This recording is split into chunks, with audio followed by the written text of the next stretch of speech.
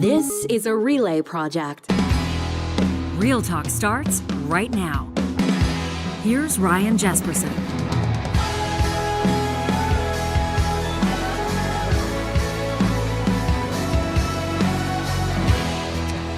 Well, it happened, Real Talkers.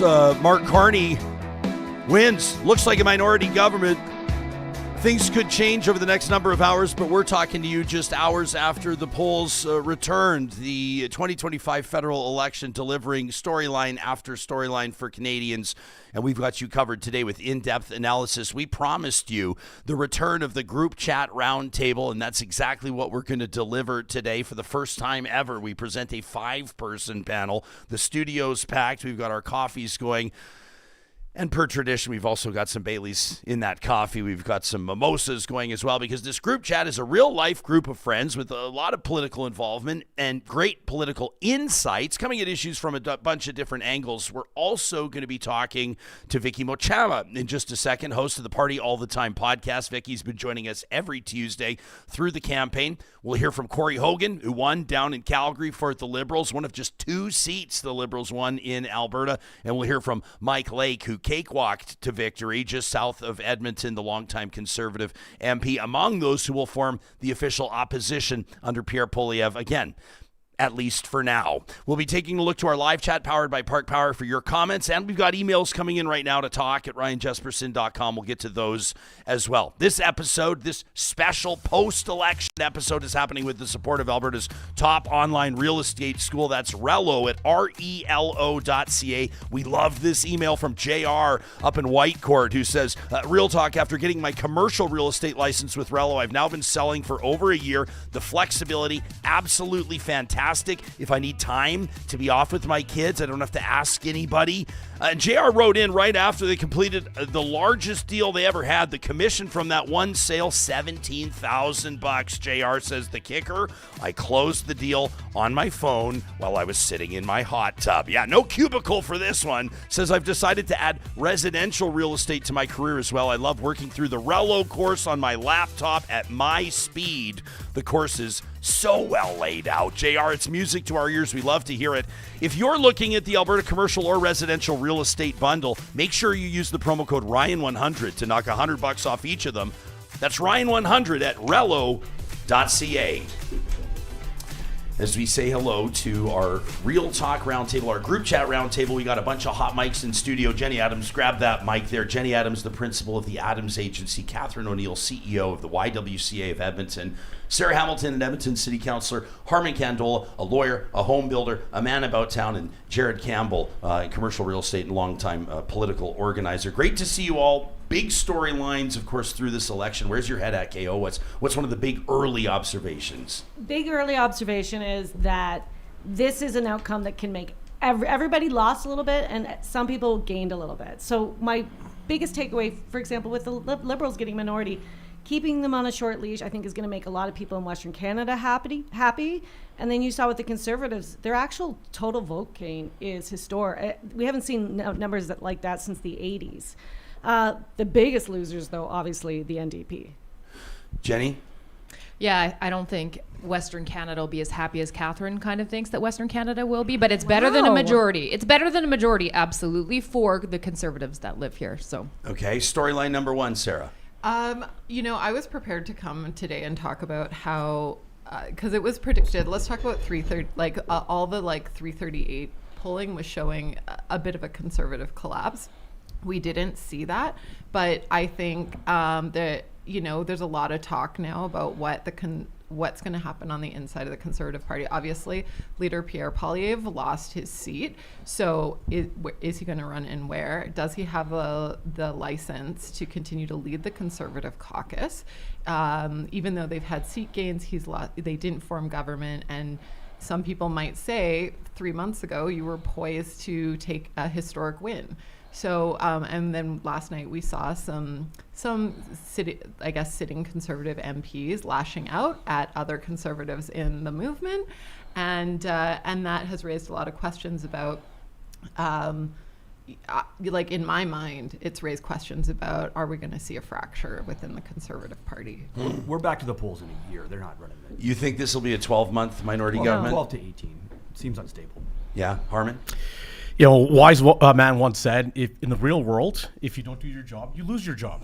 Pierre Poilievre. That is a Poilievre clip. You know what? After fumbling a massive lead, I think it's time for Pierre to find a real job. You think he's going to resign as leader? Zing. Absolutely not. He's absolutely not going to, but he should. Not going to. There's no push for that. They're going to go back to the polls 12 to 18 months. There's going to be one leadership race. The NDP obviously have to. These guys are going to go back. Like Katherine said, this was the highest vote share since the 80s. This guy does not lose his job. There's no interest in that. The same party that spent the last however many months talking about an unelected leader who doesn't have a seat in the House of Commons, who should not be there, is now going to tell us that Pierre Poilievre not having a seat in the House of Commons fake news. is Yeah, acceptable. that's not a big. fake news. I forgot That is a minor point in the whole big not picture. Like it's a credibility I issue. get it. You don't like him. You've pulled this like little thread. But You're like pulled the biggest little thread. takeaway is his favorabilities, his popularity is so low it dragged the vote down. Imagine if they had a popular like leader, dragged it down they to the best result since 1988. No. Yes, but that's what I mean. Come But on, like, that's my Pierre point. Poilievre If they had had- a imagine it very was even positive, better. if they'd had a positive leader, wow, what could have happened differently last what could night? have, should have? No, What- I what think did- didn't what have did- Jarrett's Trump. point is, you know, I think he's ignoring the fact that Canadians got to know Pierre Poilievre really well over the last 3 years, and they decided to reject him. Exactly. Yes, in times of high crisis in Canada, Canadians said, "No, Pierre Poilievre, They would have we do not elected accept your him leadership." if it wasn't for Trump. They wouldn't have Again, been scared of him. but this is a His plan crisis. was working. I know, and he just couldn't pivot. And they said that but they we weren't do not afraid of want him. you as our leader. You know, 100 days ago. They rejected him as leader, and that is the reality. Let's wake up to what happened. I think there's a great conversation within the conservative movement that needs to happen, and it's already happening. There are a lot of people who look at his leadership style, and you see Jamil Javani, who goes off on this rant. That's what happens behind closed doors in conservative circles. This was a leader with the chief of staff, Jenny Byrne, who are vindictive, who are arrogant, and they got their comeuppance yesterday. Don't disagree. Okay, I would love to see a conservative leader that cares a little bit more about people. I just like to say that so that we have like a better chance of winning. that. I do like, okay, so I'm gonna, because we've had a whole conversation about you always taking the defense of the Conservatives, but I'm gonna defend Pierre Poilievre here, and And the reason I say that is because I'm not that conservative. Assholes. I'm going to defend him here. I think when he got down to his core message, which is that I'm your guy in Ottawa, I'm sort of cribbing Jen Gerson here, but that I'm somebody who rose from very humble beginnings to this office. Like, I think that was a really compelling story. I think where the message, and I think the affordability story was really, and the affordability message was incredibly compelling. I think, you know, there's another timeline in which we might be talking about how still think actually the Conservatives ate a lot of NDP votes on the affordability and fighting for you conversation.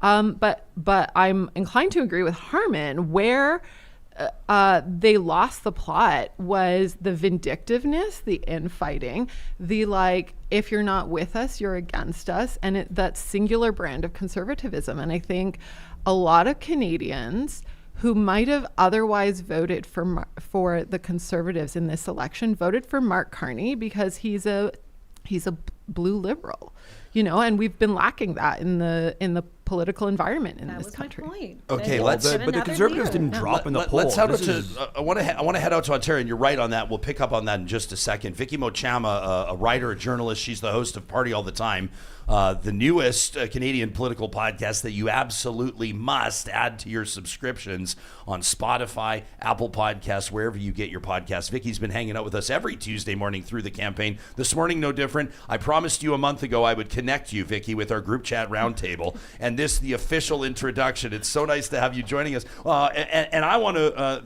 let everybody know how much fun you and I had together last night on the National Observer Ricochet Media live stream covering the election. What was one of the storylines, maybe not even the most obvious one, that really jumped out at you that you're still thinking about this morning? Well, I mean, I'm thinking about the government that we have in place, minority or majority, likely minority. The transition we're seeing from the Trudeau liberal era to the Carney liberal era. Like one of your guests just said, Carney is a blue liberal, whereas Justin Trudeau is a very different, dyed-in-the-wool red liberal. And so we're seeing a transition in that party, and we're seeing some of the party stalwarts line up behind it, which suggests there was always a bit of a disagreement and a bit of a difference that they weren't able to talk about out loud or didn't often have pushback on. But we're seeing that transition. It actually started quite a while ago with the loss in the by-election in Toronto, St. Paul's.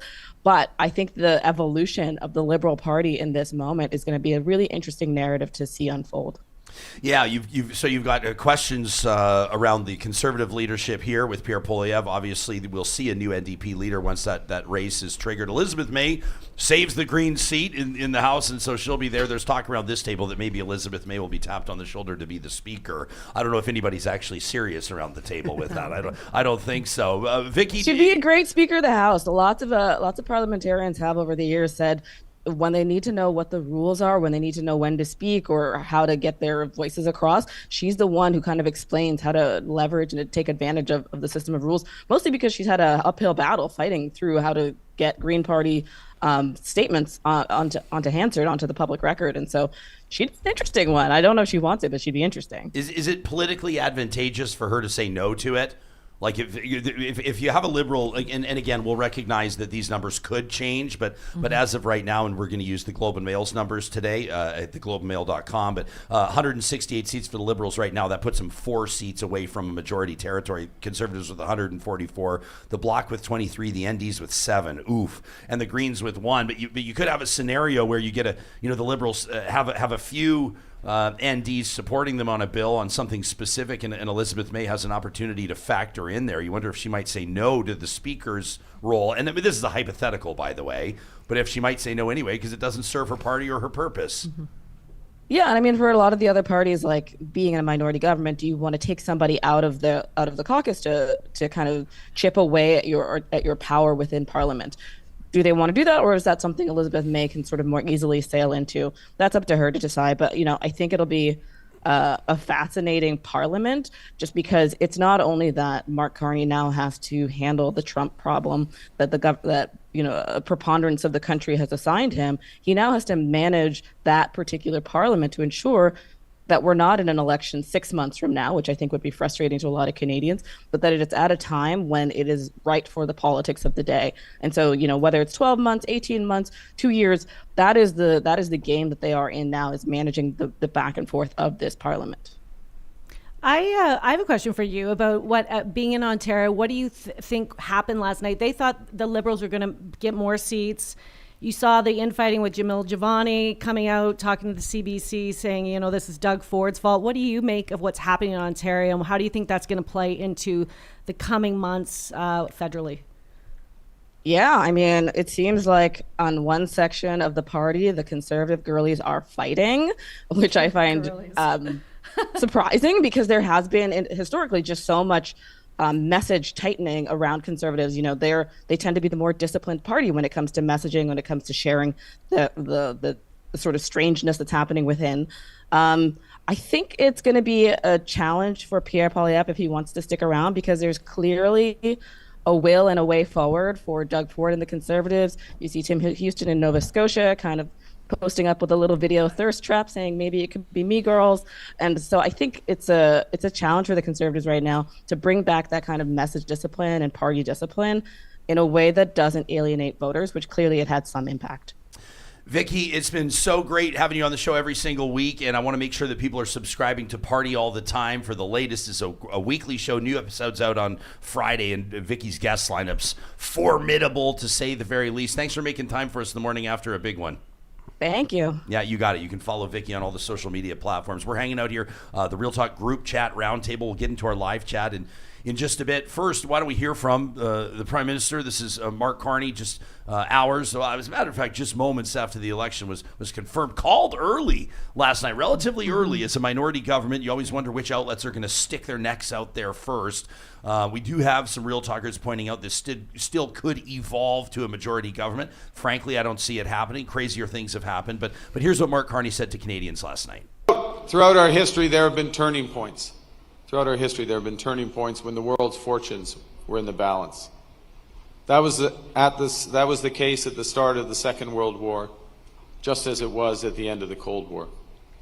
And each time, Canada chose to step up, to assert ourselves as a free, sovereign, and ambitious nation, to lead the path of democracy and freedom, and, because we are Canadian, to do so with compassion and generosity. We are once again at one of those hinge moments of history. Our old relationship with the United States, a relationship based on steadily increasing integration, is over. The system of open global trade anchored by the United States, a system that Canada has relied on since the Second World War, a system that, while not perfect, has helped deliver prosperity for a country for decades, is over. These are tragedies, but it's also our new reality. We are over the shock of the American betrayal, but we should never forget the lessons. So that's Mark Carney. I thought it was kind of interesting. The one thing that sort of tone-wise or thematically that struck me about that, he's not talking about Canada, you have elected me to sit down and deal with Donald Trump like I have dealt, to solve problems. Like he basically says, this era is over. This is done. It's a tragedy, but we're moving on. We're past the betrayal. It's done. That's not the theme or the focus I expected, Jenny. Well, hey, I hope he continues to surprise us. Quite frankly, I'm happy with a Mark Carney versus a Justin Trudeau Liberal government. And throughout the campaign, he did surprise us. He, took some of Pierre's greatest policies and he took them for himself. And I hope we continue to see this forward momentum for the country. I have a 15-year-old son, and young people, he's like, get me out of here. Like, I don't see a competitive country that has jobs for me. I don't see an affordable country. This is my 15-year-old. Mind you, he's my kid, so he's hyper involved in politics. But I would love to see a Canada that looks at Alberta and appreciates us, that has a pipeline so we can protect ourselves, that invests in the military. And like Sarah said, if he's a blue Liberal, this is a heck of a lot better than Trudeau. But we have to remember, he's still surrounded by Trudeau's team. Yeah, like he needs to make some changes. Right? Like, are we sure he is? Right? Have you did you see the platform? Well, Gizmo. Well, yeah, did we see the surrounded platform? by, and one of his main lines for the whole time was, "I know how to manage economies."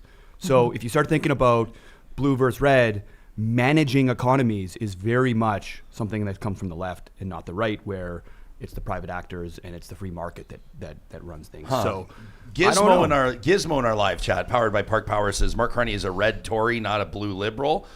Interesting. I'm just going to run through. I want to get a lot of voices out here. So Scarlett's in here. She says, I think that the Poilievre campaign would have had a similar hopeful message as if his campaign would have had a similar hopeful message as his concession speech, we could have had a different outcome. Kind of an interesting and some... No, Harman? No, the standard that we held Pierre to yesterday was that he didn't outright come and say that an election was stolen. That's what people were very happy and excited by.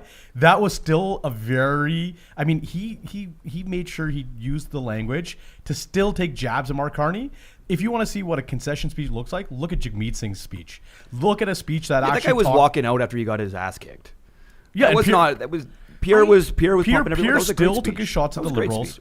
Because they barely lost. He literally was not trying to build a message of unity, of saying that we were in a national crisis. He still was there to say, I'm going to stick around even though I just fumbled one of the largest leads in Canadian history, because Canadians came to know who I was and they rejected me.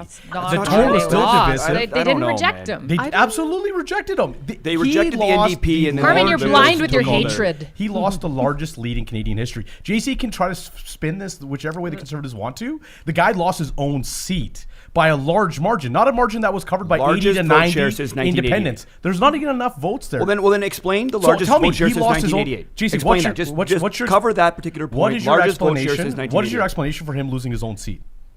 I don't know what's going on in the ground. Yeah, exactly. You don't know the ground reality. But you seem to think you do. Yeah. Then explain it then. So I'm looking what's at happening on the ground in Carleton. Yeah, so let's look at what happens across this country. Is everybody knew who Pierre Poilievre was. This wasn't an issue like Jagmeet Singh has, which every election everybody goes, oh wow, this guy's very well spoken. He actually has some good policies. No, everybody knew what Pierre Is that Poilievre what they stood say? for. That's what they say as he JC, if continues you're to gonna lose let me vote share. finish, if you're gonna let me finish my point, or if you're gonna continue to interrupt, You got to move fast, Harman. We're getting it out Let's there. go. Like Yeah, at the end of this, JC, I think Mark Carney did exactly what we said he was going to do. He ran a campaign that was textbook, and he ran over Pierre Poilievre. And you've seen this. He had the biggest layup, Donald Trump. Come on, he would not have won if it wasn't for If it wasn't for Donald Trump, Mark Pierre Carney could does not not win. pivot. That was not a good campaign. That No, was an what- okay what- campaign. what He did had the a low, Conservatives- he had a What was low it that If the bar. Conservatives could come out the way that Pierre did yesterday morning to reject Donald, if he'd done that at the beginning of the Yeah, campaign, Yeah, They that's didn't probably pivot. true. stepped Yeah, out. they didn't. That's probably true. Again, he failed in his campaign, and you guys still can't admit it. He didn't pivot early enough. He didn't acknowledge and realize how big of a threat this was. Why? Because he convinced everybody for 2 years that Canada needed Donald Trump Jr. And he played that role. And then he realized, oh, wow, Canadians actually don't like Donald Trump. He didn't know how to pivot away from There's that. always luck in politics. So, of course, Carney got a ton of luck. A lot of things broke his way. But Poilievre also had the same thing happen. You see the Trump coming and you see people reacting, and they did not pivot. That's just comes down to a lack of leadership, for sure. Well, they did better than we all thought they would They do. did do better, and you could see a course correction. I'd say the last 2 weeks of the campaign, his debate, he seemed a little bit more conciliatory. So there was a pivot at the end, and I think that obviously helped quite a bit. But Carney and Poilievre had the same things happen, two different styles of leadership. And I'll tell you, Carney is the luckiest person on the planet to be able to come in. January, you didn't even know this guy was going to be, Not have to there was run for a nomination. Never has had a seat, and now has done this very historic thing.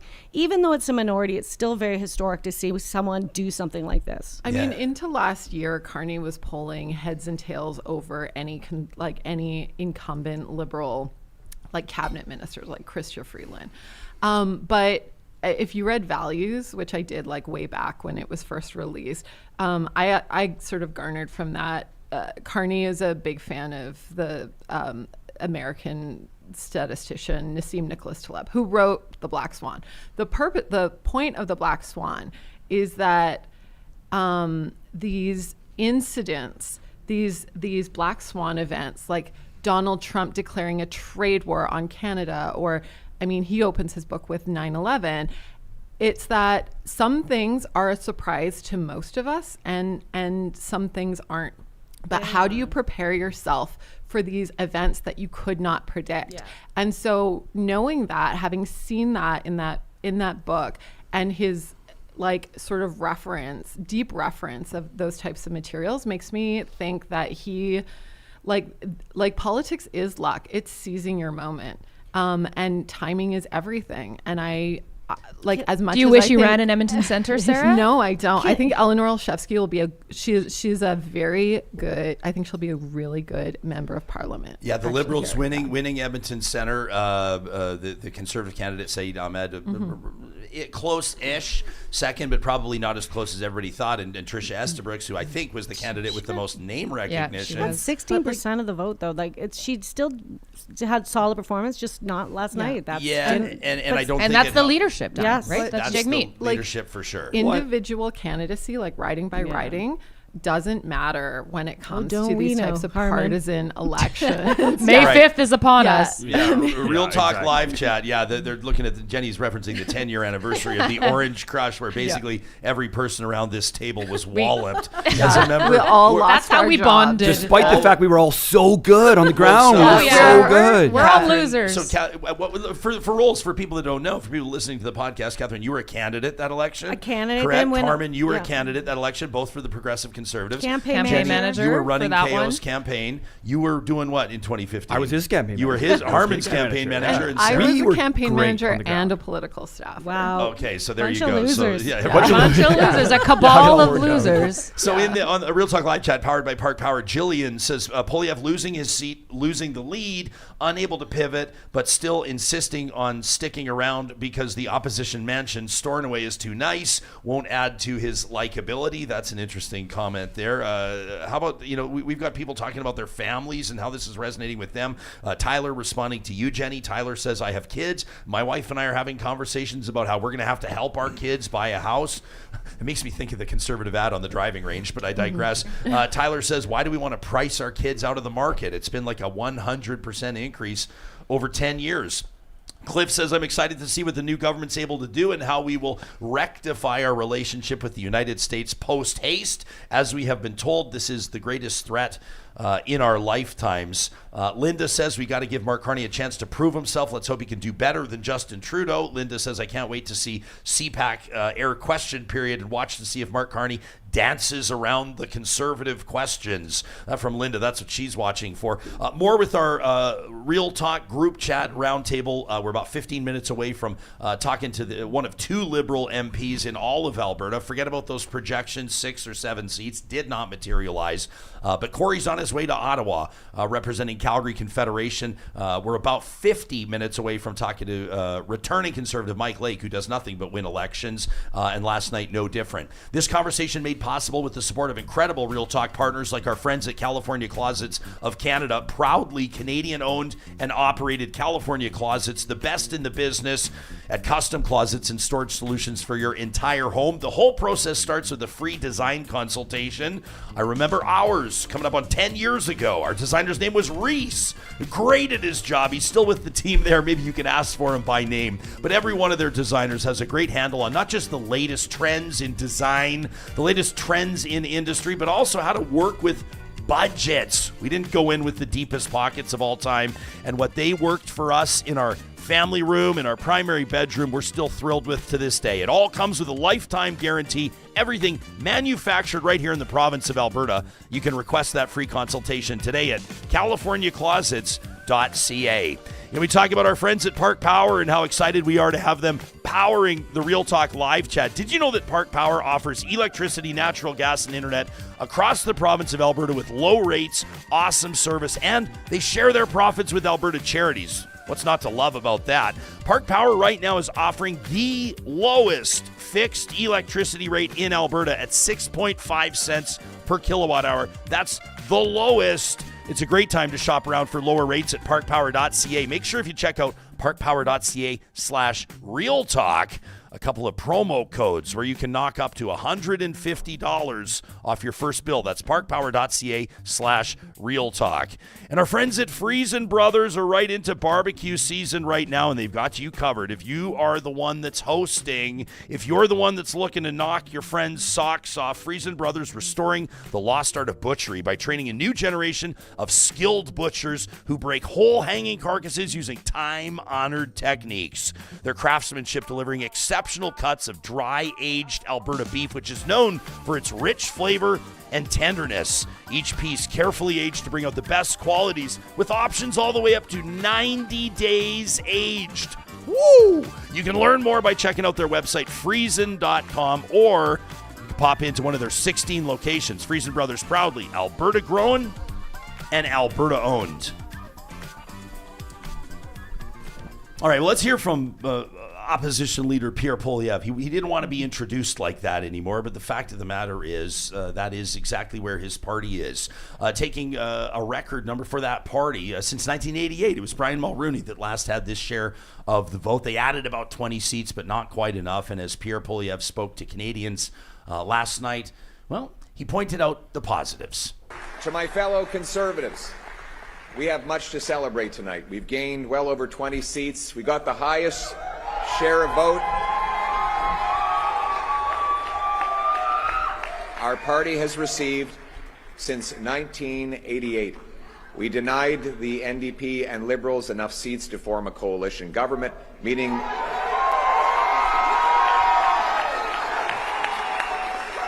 and we did all of this in a very difficult environment.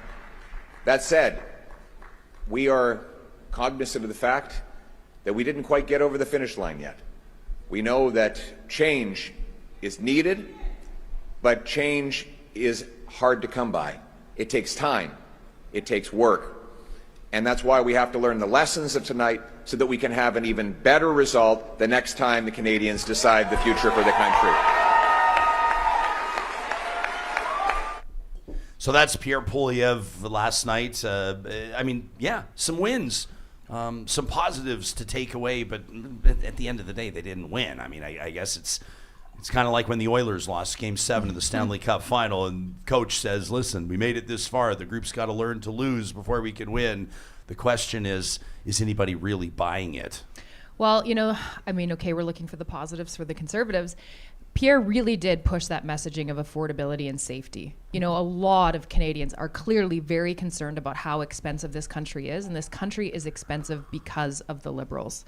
And so I'm hoping that Mark Carney really does see that and pay attention to that. So he is focused laser sharply on making it more affordable to buy a home, making it more affordable to buy groceries, making it more affordable to be in Canada, and making us more competitive. So if there's a win, I think Pierre did too good of a job in taking out Jagmeet, too good of a job in a lot of ways, and it just didn't work out in the end. But hopefully that messaging really kind of stands strong. He was so effective at being the opposition that it was like he was running for opposition, right? Yes. And that's, I think, one of Paul Well's rules. If you run to be the leader of the opposition, often you'll be rewarded with that. And I think there's a little bit of that going on.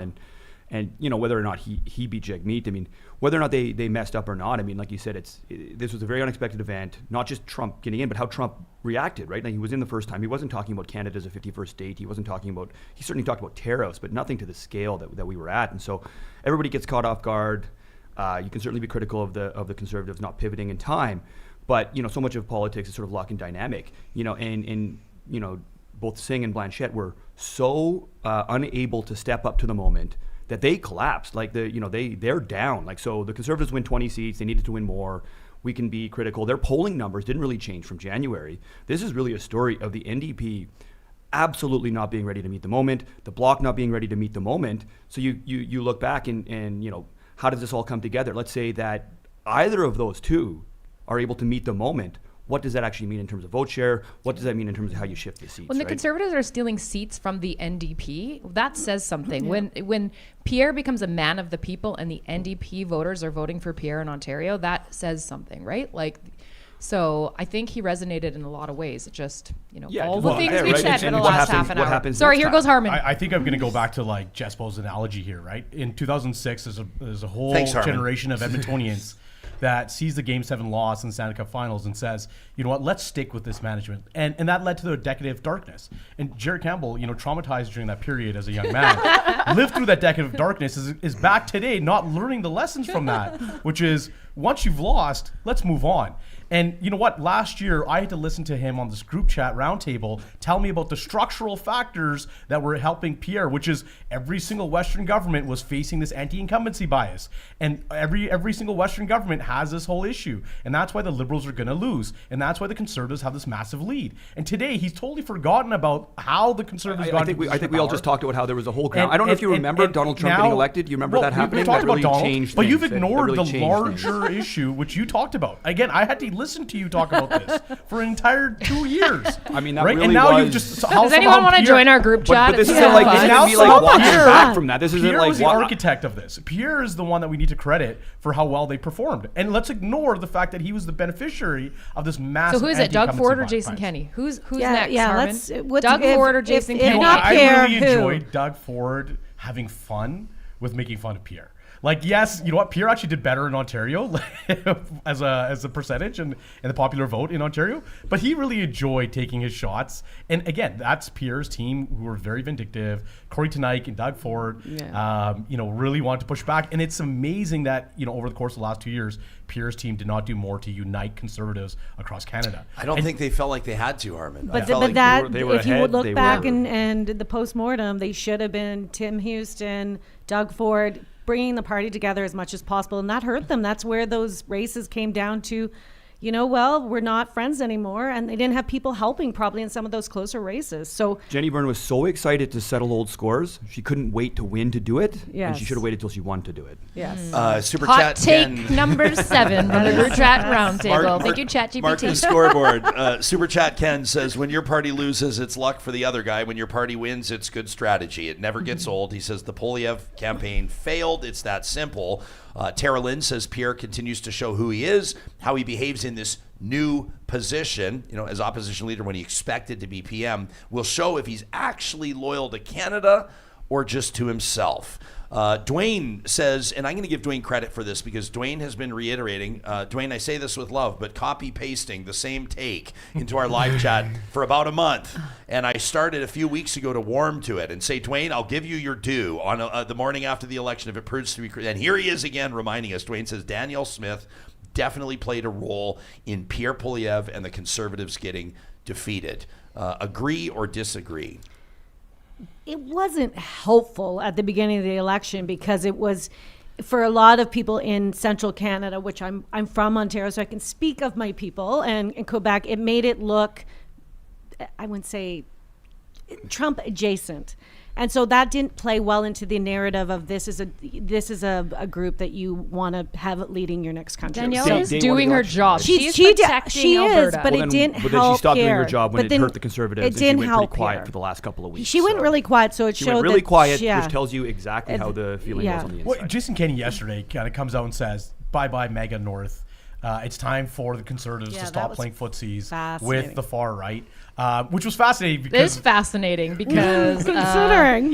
you know, again, he fomented a lot of that. I It's still like, have a you're- It's like when your boot print on my children head, touch the but stove, there we are. they don't do it again. So Jason Kenney loved playing footsie with everybody when it Yeah. worked for him. He touched the Yes. stove, no, he got he burned, and now he's had not to doing do it again. it.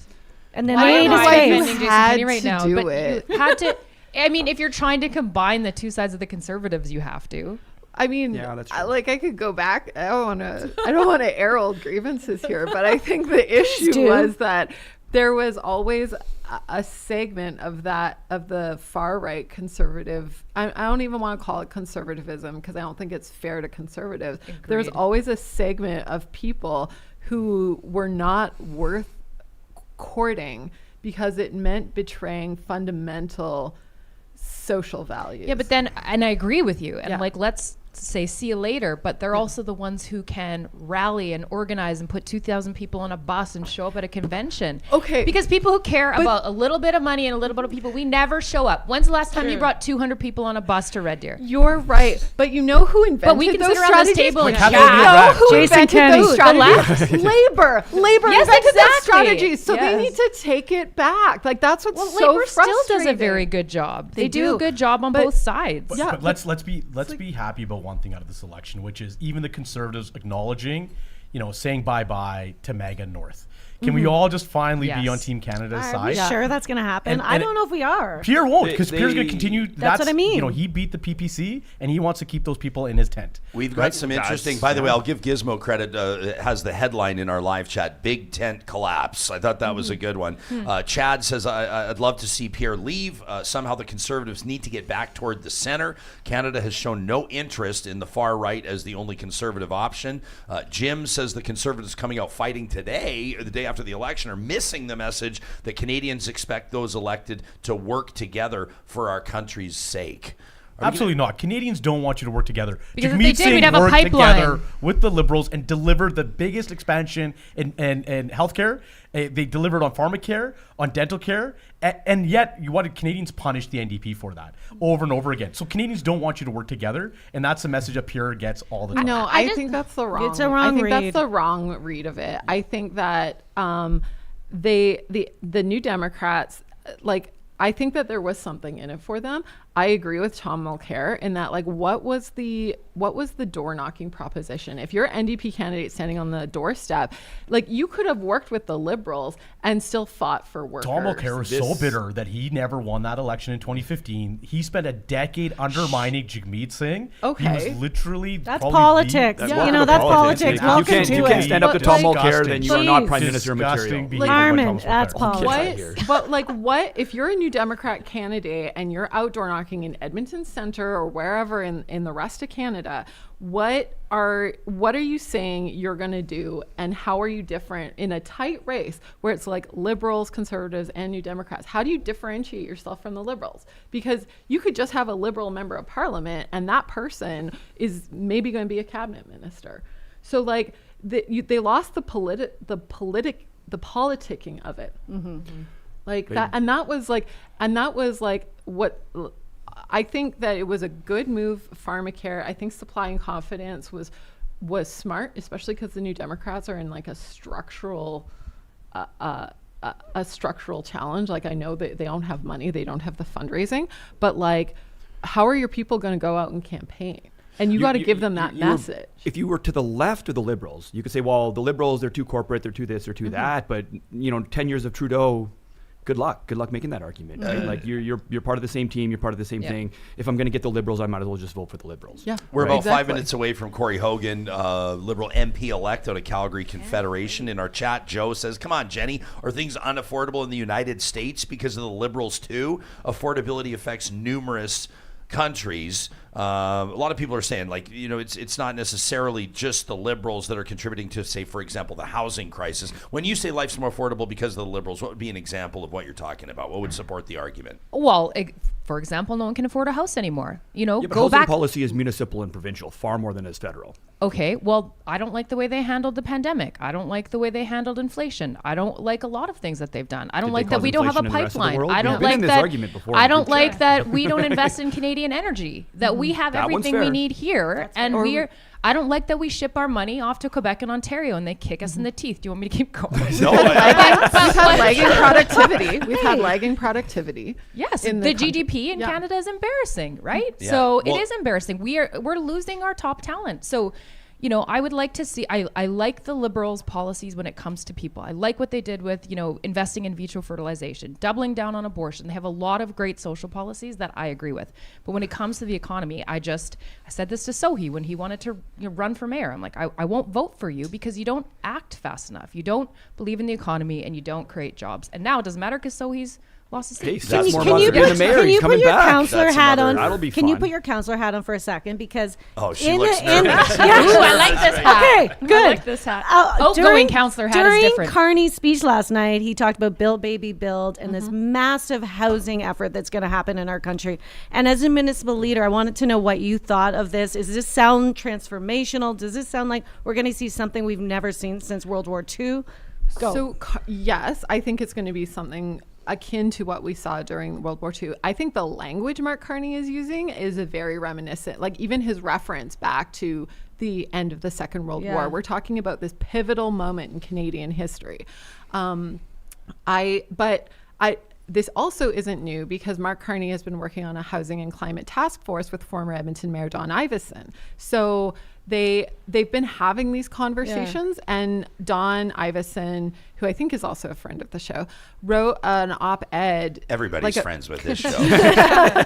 Wrote an op-ed that, like, if you're talking about building on the scale that we're talking, that I think Carney is talking about, you have to work with your REITs, like your real estate investment trusts. You have to be working with your mass builders. Like, this isn't, frankly, at a municipal level, this isn't something that's coming with like 8 plexes versus 6 plexes versus 4 plexes. CMHC is a big factor in that, right? CMHC is a big factor. I would anticipate seeing massive changes at CMHC that would enable high density, rapid growth, partnerships with big builders. If this happens, that's exciting. And I think a Carney style leader is a person that could do this. So if we already doing this, it? If we see that, because like No, we we just had talking 10 on years. Steve, the home builder, stop Yes. interrupting him. No, We're getting trash talk in the GC and I agree chat on over one thing, there. which There is some trash talk happening in the chat right now. I love this one. I love trash talk. I love this one in particular from Ytrium, who says, I'm glad Harman's ignoring that asshole to the left of him.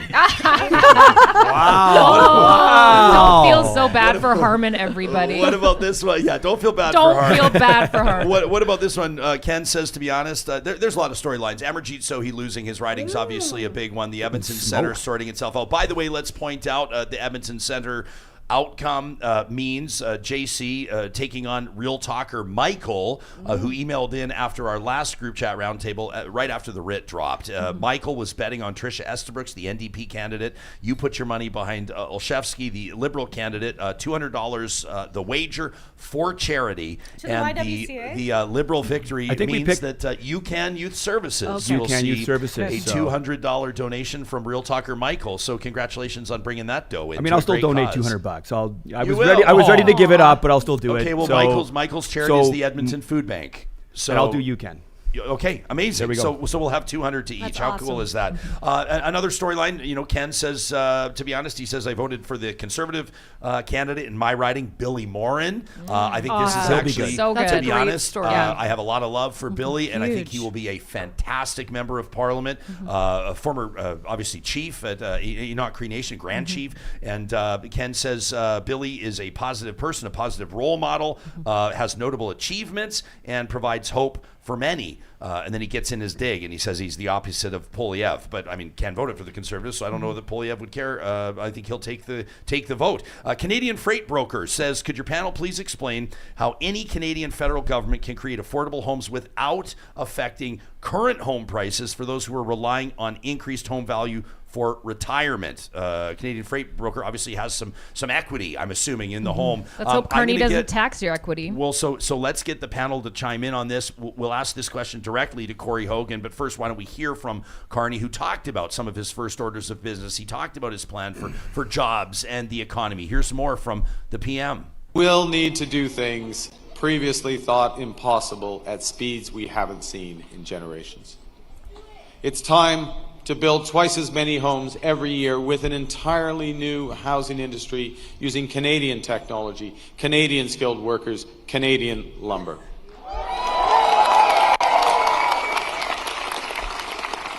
It's time to build new trade and energy corridors, working in partnership with the provinces, territories, and Indigenous peoples.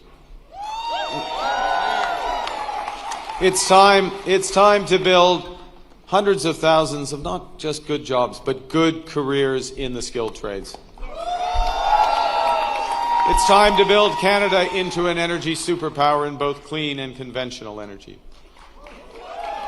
And it's time to build an industrial strategy that makes Canada more competitive while fighting climate change.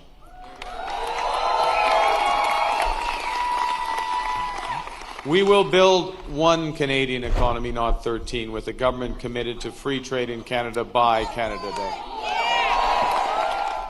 So that's Mark Carney last night as we say hello to the MP-elect for Calgary Confederation. Up until a very short time ago, he was not even a political candidate. But Cory Hogan, at that time a VP at the University of Calgary and obviously a co-host of the popular Strategist podcast, threw his name into the ring, and it all came up Hogan. Congratulations, first of all. How are you feeling? A bit stunned, still reacting to everything that's going on and trying to digest it.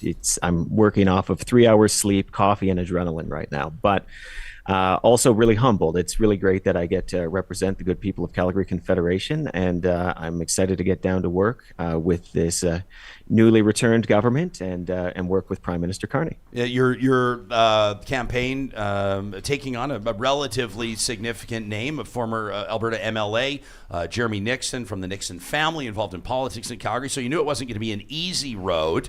You had some name recognition yourself, of course, as well.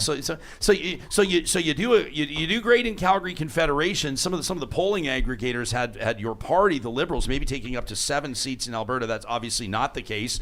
You keep 2 seats, the same as you had heading into the election, and ultimately a minority government, which is the same that the Liberals had before heading into the election, but under a different leader. How is it all sorting itself out in your mind? The wins, the losses, the pros, the cons. Yeah, above the water, the ducks look the same, but underneath, the feet have moved a lot. And this is the high watermark for Liberal Party vote in Alberta since 1968, I think.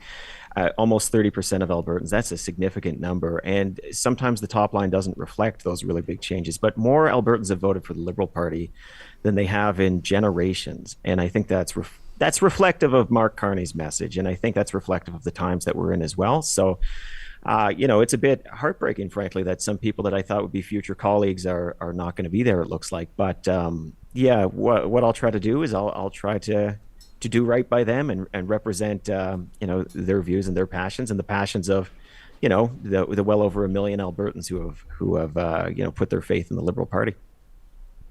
Jay? Question for you. So, there's sort of an endless debate in politics about how much the local candidate matters, right? How much of the vote is the leader, the party, the big shifts, how much of the local candidate matters. So I'd like to get your thoughts on how much credit you'd like to give Stephen Carter for your win.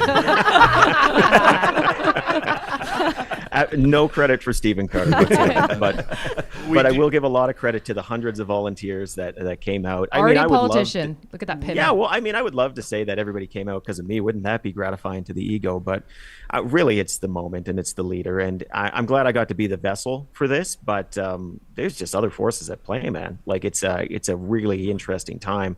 And I think what I'm hoping for right now is that Canadians, elected representatives, whether they be Liberal, Conservative, New Democrat, Bloc even, like let's get together and let's figure out how we address what I think are some pretty serious challenges, both external and internal, for Canada.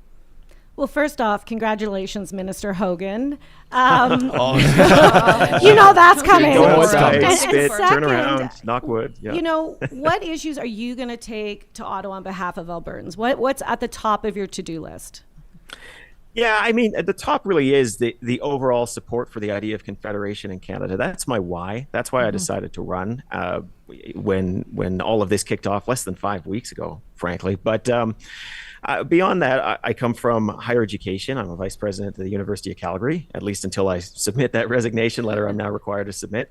And, I also am really passionate about some of those social programs like childcare that have meant so much to my family and families like mine. So I'm really looking to support in that sense. But also, I do think I can be an Alberta voice. And, we're talking about energy came up just a minute ago, right? And there's not a major pipeline project in the last 15 years that I haven't worked on.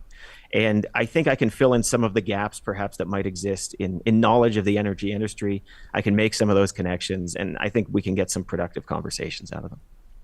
Yeah, I guess you took my question. So congratulations, Corey, and I'm very grateful that you're going to be off in Ottawa and protecting our higher education. So thank you for that, especially some of those social issues. But that was my question. How will you get us that pipeline in Alberta? Because, we've had Liberal MPs before and we still don't have a pipeline. So tell me some of your magic strategic idea. They built the last one. Sorry. FYI, they built the last one. But it'd be nice if they built another one. They could build another one. I meant another one. Like, just keep them coming, right? Yeah. I'm just delivering the fake news over here. No, I mean, I think that this is a moment where Canadians are saying, what can we do to stitch ourselves together more strongly? And east-west energy corridors, which includes pipelines, I think is a big part of that. And we've seen polling shifts in Quebec. And this is, I think, a moment where there's not just kind of like legal ability, but political will. But, I think one of the things that a Liberal government can do is actually take a very measured approach to the approval of these things. I like to remind people that pipelines were going down in flames, well before any Impact Assessment Act. In fact, one of the reasons the Impact Assessment Act was brought in is because the Northern Gateway pipeline was challenged in court, and the Phase 4 review was seen as totally insufficient. And that's going to happen if you don't take seriously the government's duty to consult, due process requirements. And so we've got to get past these broad, this one quick fix will solve all of the energy industry's problems. We've got to look at these things more constructively. And I really like Mark's idea of improving the regulatory framework rather than throwing it out, because before we had that framework, there were really serious court risks that existed. So that's one part, is just being measured about these things. And the other is just being a champion for it, like making sure that people understand the value of Canadian energy coast to coast to coast. And this is the time, right? Like, we're just in such a different moment than we were even 4 months ago. So let's use this moment. Hi, Corey. Congratulations on your win. Unlike Catherine, I can't presume that you're going to be a minister, but I think that you have a pretty heavy burden on your shoulders in terms of the expectations of Alberta. Last night, Mark Carney, Prime Minister, said that even though there hadn't been as big a showing, I think, as anticipated in Alberta, that he was still, Alberta and Saskatchewan, he was still committed to making sure that our country felt represented. However, as you know, in the past, it sometimes felt like Ontario and Quebec Liberals kind of dunk on Alberta. It's kind like, of, well, there's been comments that I think have enraged this province much, and it seems like much to the delight of people that you're going to sit in caucus with. So I guess my question to you is how you one, look to meet that expectation of the Prime Minister? And also, how are you going to work with colleagues who may have I'm going to say, unnuanced version or vision, expectation of what's happening in this province? Well, during the campaign, we released a lot of videos, and one of them was how do you do exactly that? Balance being a strong Alberta voice and being a strong voice for Confederation. And I honestly don't see the contradiction. It's like asking me to choose between my mother and my father. I can be an Albertan. I can be a Canadian. I'm happy to be both. I'm excited to be a representative for both. And when it comes to some of our colleagues out east, perhaps some well-intentioned, perhaps you're suggesting some less so. Yeah, it begins with conversation, and it begins with breaking some of those stereotypes. And to be frank, I think one of those stereotypes was shattered last night. Almost 30% of Albertans voted for Liberals, right? And I do believe, just with a background in having worked with and for oil and gas companies in various ways, and also the government of Alberta, I can fill in a lot of those gaps, and some of those easy stereotypes can fall apart, and I can give them very specific examples as to why and how. But I'm gonna apply the principle of charity. It's something I like to do. I'm gonna go out and I'm gonna work with people, but I'm gonna be tough, and I'm gonna definitely make sure that Alberta's voice is present at the table. We're counting on you, Corey. Yeah, Corey, we've got the podcaster Tommy Temper is on our live chat right now, and isn't that a great name? And he says it's a sad day for Alberta. When do I get to vote to separate? What's your message to the estimated 25% of Albertans that with a Mark Carney win would be keen on discussing or even voting on sovereignty for Alberta? What's your message to them? Well, look, I mean, whenever you start pulling on hypotheticals, people play a few games, right? They'll say, well, if this happens, I'll take my ball and I'll go away. I think that the better data shows what percent of Albertans would be willing to support separatism right now. And it's in the mid-teens. And frankly, that's lower than it was in 2019. We were polling on this as a province back then, and it was higher then. It's a bit overblown, I think. And I worry that we've got a premier who's given too much credence to it. I worry that we kind of surface these voices too much. But the vast majority of Albertans are like me, very proud Canadians. And one of the reasons why I wanted to run is to make sure that there is a very proud pro-Canada voice that is out there. I mean, one of the many slogans of our campaign is Confederation is worth fighting for. And I fully believe that. And the vast majority of Albertans believe that too. So I'm always a little cautious about giving too much credence to this view that there's this big wave of separatism in Alberta. I just don't see it. But I also think that it's just incumbent on every government, regardless, to work respectfully with provinces, to make sure that we are having constructive conversations with people, and setting people a little less at odds. We got to be more constructive. And so the approach isn't very different from it would be if the number you had quoted me was 5%. You treat people with respect, you work through it, and let's just try to make Confederation work for everybody as best as we can. All right, we're going to leave the decision with you. As most people know, you have been a member of our Real Talk editorial board, Corey, since inception. Yes. You did send us a note. Here's the peek behind the curtain, because Ms. B in our live chat right now says, I remember how excited Jespo and Johnny were to scoop Corey's candidacy. The truth is, Corey gave us a heads up and let us know, and he said, I may have to step away from the editorial board because I'm running to be a member of Parliament. We're not going to kick you off, but if the ethics commissioner says that you got to leave, we'll understand. A lot of people are wondering, what does this mean for the future of The Strategists, your wildly popular podcast? Are you still going to do it? We're going to do at least one more with me. We got to do we always have a tradition of accountability episodes after one of us is involved in a campaign where we talk about what we learned, and we're going to do that for sure. I'll talk to the ethics commissioner about it. My expectation is I will not be doing the podcast, at least in any kind of meaningful sense going forward. My boss might have thoughts about it too, the Prime Minister. So we'll see. But Zane and Stephen, they'll be right there giving hot takes that maybe I'll just shoot from the sides, as an active member of the community. But it will continue for sure. It's a whole phenomenon. And it's funny, when we started, Zane was the moderator, but Zane himself has become a really prominent Alberta strategist, as we all know. So I think it'll be a pretty seamless transition. It'll be different, but different is good. A change is as good as a rest, right? Speaking of your boss, Corey, have you spoken to Carney? And if you have, what's the conversation been like? Well, not since election night. I've certainly spoken to him, but That was last week. this is a couple First hours time ago. last 6 night. hours Wow. ago.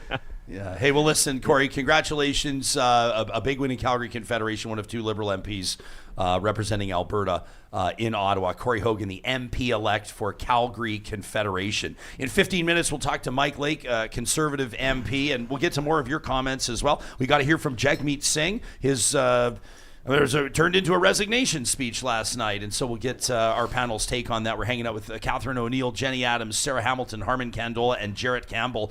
This conversation made possible with amazing Real Talk partners like our friends at the Edmonton Chamber of Commerce. I want to make sure that you're taking a look at their Instagram account. Do you follow Edmonton Chamber on Instagram? They've got a whole lot of great resources there, including their call just posted just moments ago for bold economic action following Prime Minister Mark Carney's election. They've also got their Chamber After Hours event coming up. You can find all the details, plus learn more about Chamber membership by checking out their website, edmontonchamber.com. A chance to reach out to other members and non-members, a chance to showcase expertise in your industry, build brand credibility, and of course, educate yourself at the Chamber's numerous events through the year. It's all part of the benefits of membership at edmontonchamber.com. Our friends at Solar by Kuby are hiring right now. They've got their teams up on roofs of barns and buildings, houses, cottages, and cabins as Western Canada's busiest solar installer.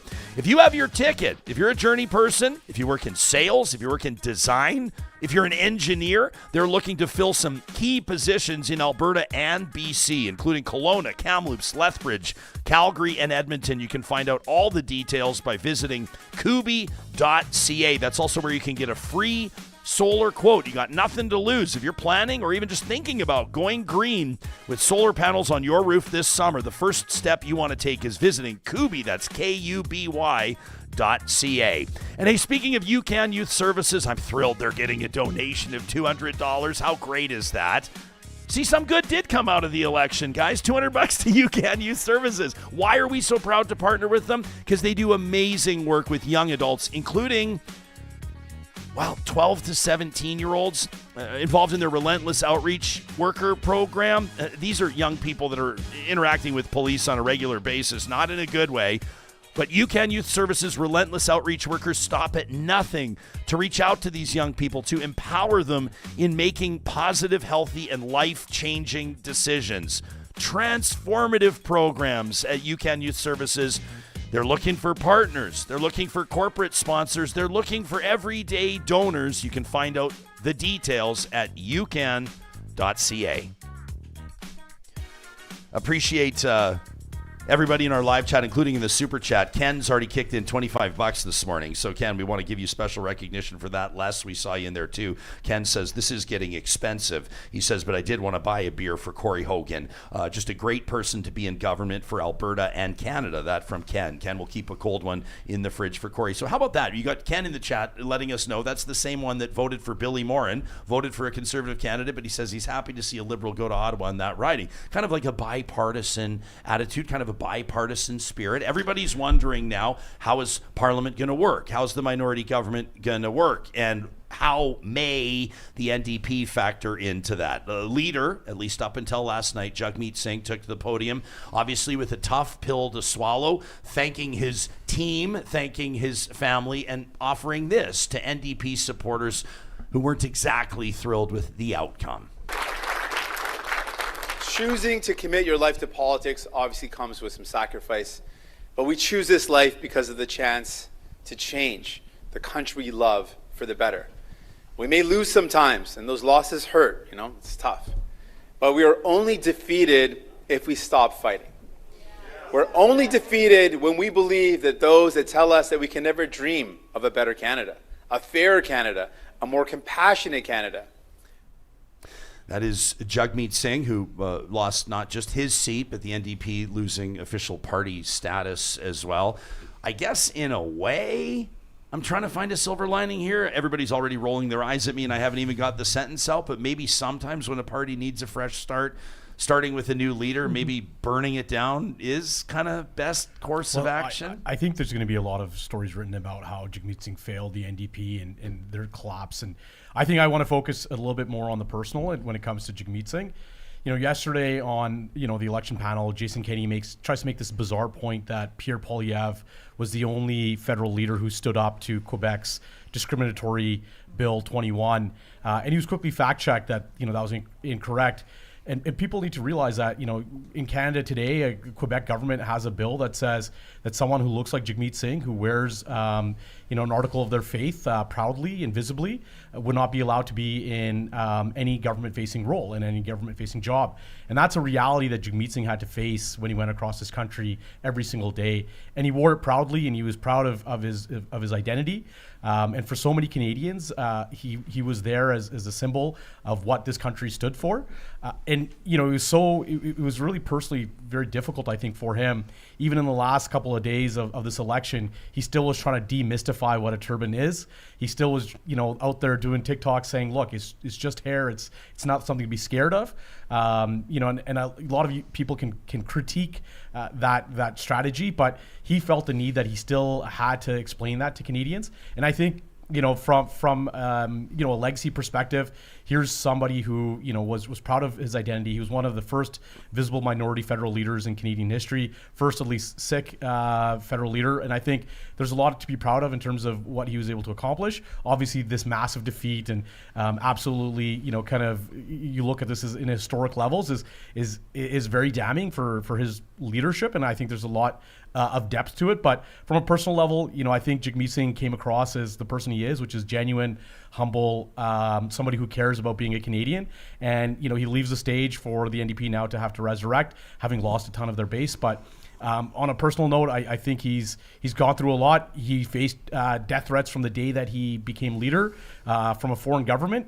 10 years ago when he first became, or 2008 when he first became leader of the NDP, the next day the RCMP visited him and told him that a foreign government was trying to interfere in his leadership race.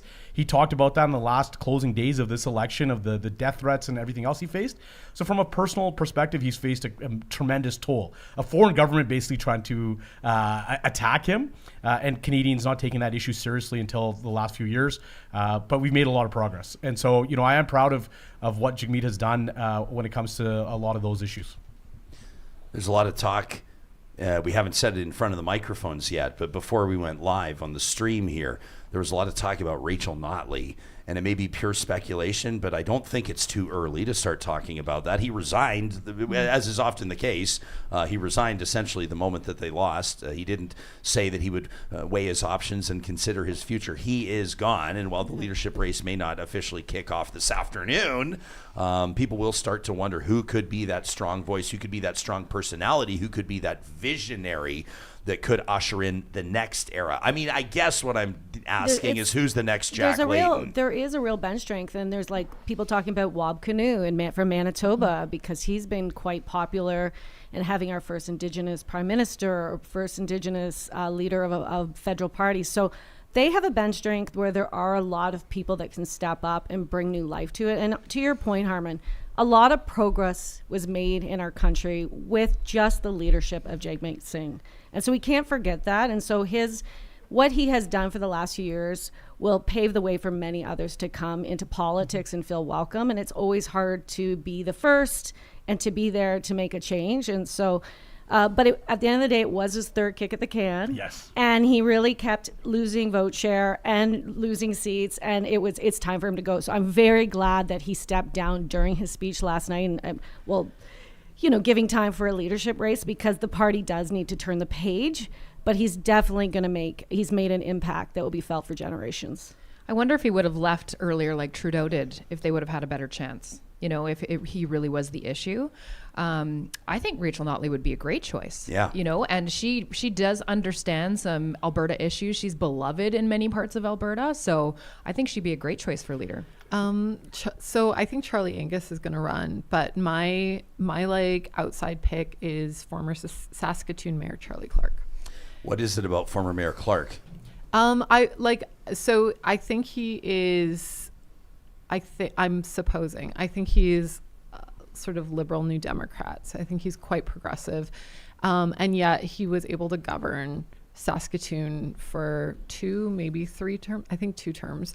And anytime I've seen him, he has this, I think New Democrats gravitate to these compassionate, magnetic leaders. And I think Charlie Clark might sort of bring the New Democrats back to their roots.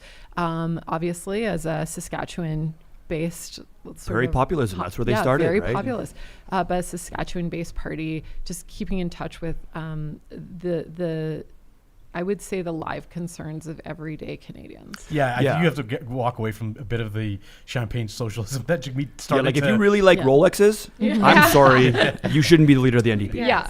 You got the Liberals. Just go vote for the Liberals. Like just go hang out with those guys, right? Like. Yeah, I mean, I don't know. I also kind of think like if I'm just putting like I'm just being average voter here, and someone who's average NDP voter. No, I mean, I'm just saying. I try to disclose as much as I feel is responsible to the audience, and my vote was up for grabs this election. I in a rare moment of I declared on this show, which I never do, that if Randy Boissonnault was the candidate in Edmonton Centre, I absolutely would not be voting Liberal because I didn't think that he deserved the vote based on everything that had happened. So I had that moment of candor, but my vote was up for grabs. And I do think that, you know, in a scenario where you look at like 40 million people and you're going to have a new party leader in the NDP, you're talking about going back to roots and whether it's Labour or whatever it is. Jason Kenney made an interesting point last night talking about how, you know, the NDP is not all just lefties. It's people looking out for the little guy. That doesn't necessarily mean they're always on the left. My point being that when I'm deciding, and I bet I'm not the only Canadian that feels this way, somebody that maybe deserves or does not deserve my support by way of my vote or my volunteer hours or a donation, if it's the next NDP leader, sure, maybe a tough look to arrive in a Maserati wearing a Rolex, but at the same time, equally as politically obtuse to show up riding an old bike with a burlap sack on as a hoodie and pretend, you know, dreadlocks and pretending like, you know, you sort of like got a bag lunch that you've picked up down the street from somewhere. You know what I'm saying? There's a middle ground, right? There's a middle ground. Trying to, I mean, we use the word. I wouldn't advise a Mercedes in West Edmonton either. But we use we use the virtue signaling criticism against politicians all the time. And the point I'm making, and we've said this about Mark Carney too, is people don't necessarily always mind if the person that they're voting for, the person that they elect, has had some personal or professional success. Yeah. Right now, in the curating an image, you guys know more about this than me because you've managed campaigns, you've run yourselves. You got to be very careful about your image as a politician. But I don't buy the fact that it was Jagmeet's handbag or Jagmeet's watch that led him to become so unpopular he had to resign. No, I don't think that we're blaming that. We're just picking on him. Yeah, he was ultimately unpopular. Just kicking him while he's down. I mean, we did it before most of the NDP seats went to the Conservatives. This guy was not for the little people, right? And I think whether he was or wasn't, he certainly gave off that impression, right? And you know, I think about like Tim Walz, the VP pick that the Democrats had. Like, there's an NDP guy, right? Like, you know, coach of a high school team, you know, lefty bona fides, real working class kind of guy. Like, man, like put that guy in charge, and I think they could do something. Yeah. Alicia says, Ryan, there's nothing wrong with dreadlocks. I love dreadlocks. I'm just saying, when's the last time you saw an MP with one? I'm just saying, I would love to see it. Don't get me wrong. I'm just saying you don't have to pretend to be on the poverty line to be the leader of the NDP. I don't think that's the wise strategy. But in my experience working with the left, I think it is the fight for the little people and that passion that draws us all in, you know, like, and so I think you're kind of missing the mark. You're jumping too far. The aspiration can be there, but it really is standing up for the little people, standing up for those rights that makes everyone on the left show up and, you know, work really hard. And so I do think there's too much of a disconnect there, Jespo. Yeah, 100%. Lauren is offering up his 2010 Toyota Camry for rent should the next leadership candidate of the NDP need it. Yeah, Johnny, do we have Mike Lake ready to rock right now? He's going to be signing in the next couple. Mike Lake. Can I say something? Yeah, Can I say something I'm really happy about as someone who's pro-media? I am so glad the Conservatives didn't win because the CBC is not going to be canceled. And I don't think that the CBC should be canceled. I think more media is better. I think they did a great job last night on election panel. So That's a hot That's take. That's a real take. So I'm very, very pleased. I think we need more media. We need more Ryans. We need more of like everybody on the spectrum out there. So that was one thing that made me very, very happy. We were talking about this on the live stream last night for Canada's National Observer and Ricochet Media. That same sort of idea, how interesting it was to essentially watch the CBC running its own campaign ads, like sort of fighting for its own survival, reminding people how they are woven into the fabric of Canadian culture. Not just on the storytelling side, KO, but also just as an entity itself. Yes, as an entity. I also think it gives the Conservatives a bit of a pass on this because how do you come out of a campaign where Canadian nationalism is reignited, and then talk about canning the essentially cultural trust of Canadian broadcast. You can take umbrage, and all politicians sort of take umbrage with their news coverage, but I think the CBC has tried to draw a fair line and a representative line. They had Jason Kenney on last night.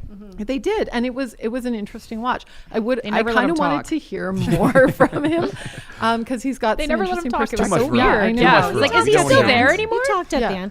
But I'm kind of hoping Hoser Corps is the fashion of the summer because seeing Canadian pride reignited is it warms my heart. There was an Angus Reid poll in December of last year that said, and I don't want to get the wording wrong, but 34% of Canadians today felt proud of their country. And I would that say compared 10 to years of the Trudeau government 1985 was not good for pride in Canada. Yeah. Right? Like he did not bring this country together, and if there's any good thing, I really, the silver really hope lining. that Carney will be able to do that. 34% felt very proud to be Canadian versus 78% in 1985. So from the outside, that looks troubling. I hope that we, when they do this poll in December of this year, and I imagine they will, I hope that we see a spike in that. I hope that people are re-engaging with what it means to be a citizen of this country, not just sort of in opposition to what it means to be American or British. Well, then they have some work to do to repair the relationship with Alberta. I'm sorry. True. We are a massive part of this country. They do, but and Ottawa needs to help out there. But what would that look like? like Max Fawcett was on this show a while ago, and he said one thing that he thinks is an obvious move for Mark Carney. He thinks that it would work would be to remove the emissions cap. That's one thing that Max thought that the Carney government could do to sort of throw a bone to Alberta. What would be something else that you'd be looking for? The whole build a pipeline thing, I get it, and I get that we want to expand energy markets. I'm not 100% convinced, and listen, I don't work in industry, but I talk to a lot of people that do. I'm not convinced that we have a capacity issue with TMX right now, but there's people that know more about that than me. So maybe there is demand for another pipeline, whether or not it goes east. I saw somebody in our chat earlier today, I can't remember the name, I apologize. Somebody said there's no point in building a pipeline west of Manitoba because none of them there want our sludge from Alberta, but you got to but we always go back to that. Pipelines. Trudeau built a pipeline with tax dollars, with Canadians' dollars. Very slowly. But Jenny, credit. he didn't get any credit for it. So we always slag on Danielle Smith for giving Alberta such a, harping on Ottawa. I feel like Eastern Canada deeper than a pipeline. I think they're happy to take our money and they're happy to take our transfer They just don't payments. think about us. No, but they Well, do. a lot of They them think move we're here. a bunch A lot of of them move hicks. here, so they like they Alberta. think very No, they poorly. don't. They just don't record think about immigration. Alberta. They do think I'm we're a bunch from of Ontario. hicks. They do not You think were about from us. Ontario. You've been here for how long? You haven't. A You long weren't there in the time. last 10 years of the Trudeau government, and quite frankly, they talk about us like we're embarrassing, and no, we're they- not. no, We they are don't. They hardworking. just We don't power talk the about us. economy, and we have so many Eastern Canadians who come here and love being here. No, and so so then many people move to stop being Alberta. ashamed of Confederation. Stop being ashamed of I'm being not Canadians. ashamed of it, but Right? that's Stop, I'm not. Stop But trying I to think separate both yourself. sides are fighting, the same. I don't think it's just Alberta saying that. I think Okay. that we've got a bad take from let's Eastern Canada. let's go to the MP for Leduc Wetaskiwin. He last night winning with a whopping 75% of the vote. This will be his 7th term representing his constituents. He's closing in on the 20-year anniversary of winning his first election. Mike Lake joining us on the show this morning. Mike, first of all, congratulations on the big win, 75% of the vote. We've kind of been joking that nobody wins with bigger margins than you do, but I know you also had eyes on a bigger prize last night. How are you feeling? Oh, for sure. I mean, it's great to be chosen by the constituents of Leduc-Wetaskiwin, and it was a very encouraging campaign here on the ground. But what they all wanted at the doors, and what I wanted as a member of parliament, is a conservative government and real change in this country. And so there is excitement about the fact that we won, and we're very satisfied with the result here. But questions about what things look like going forward. Are we going to see any meaningful change or any change at all with the new government? And of course, we don't know what the final numbers are going to look like in terms of the seat distribution. So it's going to be interesting to see what this parliament looks like. Yeah, no kidding. Still waiting on some final numbers right before you signed it. And by the way, I want to thank you, Mike. I do know that Mike is literally 5 minutes ago was at a big event thanking all of his campaign volunteers, making himself available on short notice. But Jenny was just talking about how she wants to see, not your words, but like an olive branch. She wants to see Ottawa do a solid for Alberta, start to repair the relationship between the province and the federal government. You've spent a lot of time in the House. What would that look like? What would be meaningful action? You know what? I don't know exactly what that looks like, but I heard part of the conversation about pipelines, about energy, about a respect for the hard work that Albertans put in and the contribution that makes to Confederation. Certainly people point to, and I heard you mention that the government built a pipeline. Well, we'd like to get to a place where governments don't have to build pipelines, where we create an environment where pipelines can be built by the private sector. And people might want to say why they think a pipeline might or might not get built. But at this point in time, if someone wanted to build one, they couldn't under this government, and that absolutely needs to change. Congratulations, Mike. It's as a fellow parent with an autistic child, I've always liked seeing you being returned to Ottawa. Your work on supporting folks with autism is unparalleled in our country, so congratulations. My question for you is about leadership. There's a big leadership question bubbling around Pierre Poilievre this morning. He lost his own seat, and I'm just wondering what you would say to that, and just any advice for the party moving forward. Yeah, I think I'm in observation and listening mode right now. It's we're 12 hours after an election, and right now I want to kind of contemplate it a little bit where we're at. I take a look at the numbers, and losing isn't fun, but you take a look at our numbers, and we got, I think at last count, maybe a couple million more votes than we got last time around. Definitely a much higher percentage than we got last time around. I think there was a real movement. Obviously the collapse of the NDP had a real impact on the final results here right now. But I'm in a mode right now where I'm really looking forward to talking to my caucus colleagues about what their experiences were, caucus colleagues from Alberta, but caucus colleagues from across the country as well. And I'll say this, I didn't support Pierre in the leadership race, in the last leadership race. I stayed neutral in that race. And over the last couple of years, I personally have really liked what I've heard from him. He's done I think a fantastic job of capturing the concerns of my constituents. I know, a lot of folks get focused on tone and Pierre's bluntness, and certainly Pierre and I have very different communication styles, but I say that without judgment. It's his communication style has been very effective. You saw 15,000 people show up at a rally here right in our constituency. And, I think that I'm looking forward to conversations we have, and looking forward to moving forward in some way. And again, this campaign became about maybe different things than the conversations were about 2 or 3 months ago. But the existing underlying frustrations and challenges in the Canadian economy are going to continue to exist right now. And we have to address them. As a parliament, we have to address them, and we'll be waiting to see what the government has in store in order to do that. Mike is someone who said, you didn't endorse Pierre in the last leadership race. Yesterday, Jason Kenney spoke about Conservatives distancing themselves from MAGA North. How do you see the Conservatives maintaining this coalition of supporters that they've built? Again, record numbers. And then I guess the second part of the question is, as a 7th term MP, how do you remain an effective advocate for your constituents, given the length of time that you've already been there?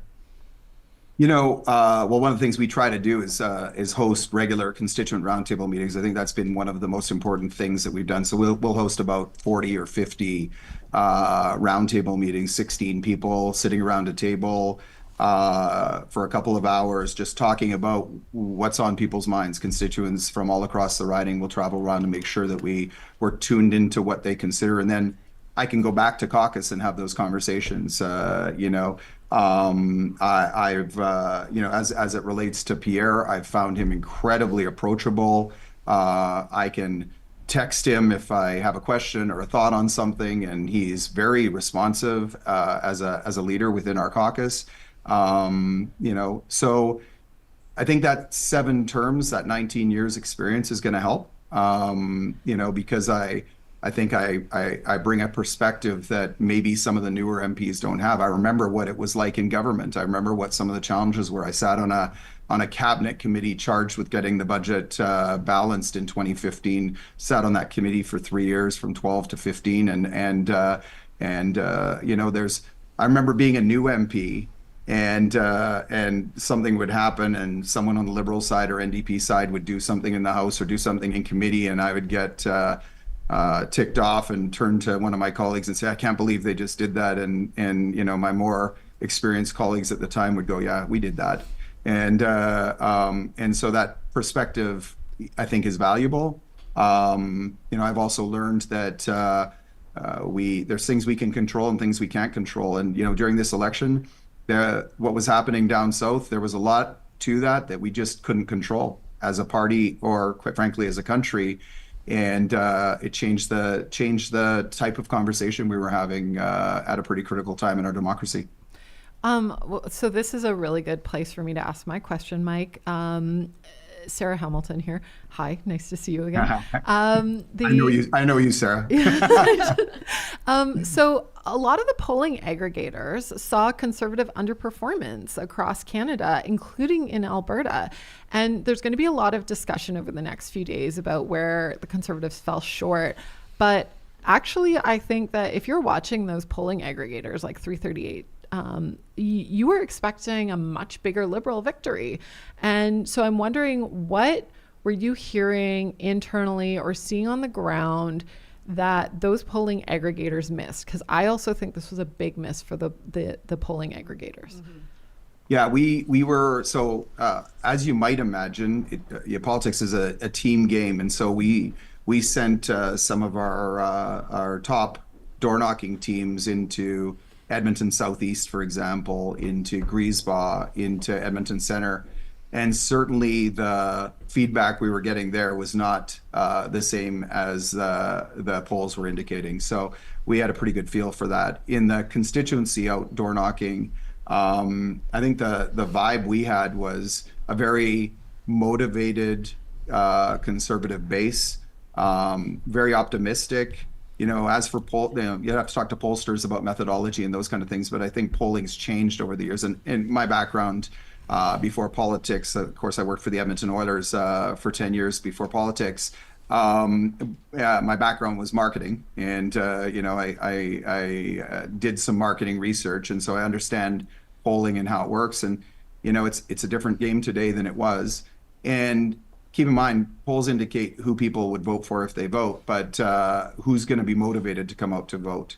And I think you saw in different parts of the country, maybe there were different motivations to get out and vote, and it had impact that you might not have expected in some parts. And certainly here, there was a real optimism and a hope that Conservatives across the country would get out to vote.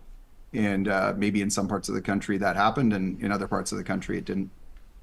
Mike, obviously a busy day for you, and I imagine you didn't get a whole lot of sleep last night. We appreciate you making yourself available. Congratulations again on the big win, and thanks for talking to us the morning after.